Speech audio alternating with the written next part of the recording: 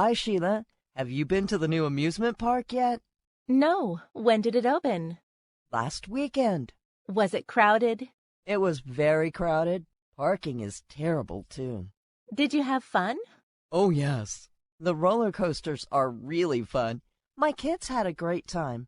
It was even fun for the adults, too. I didn't know it was open yet. I will have to take my sons soon. You should. They will love it. Are the tickets expensive? Yeah, they're pretty expensive, but your family will enjoy it. Maybe we'll go this weekend. We don't have any plans on Saturday. My son has been asking about it. If you go on Saturday, try to go early. There aren't enough parking spots. They need to add more. Okay, that's good to know. Do you have any other tips? The lines for the rides are very long, so be patient. Okay, I assumed that.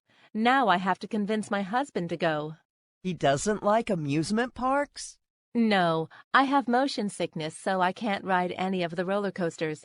That means my husband has to ride all of them with our son. Tell him to be prepared. There are a lot of roller coasters.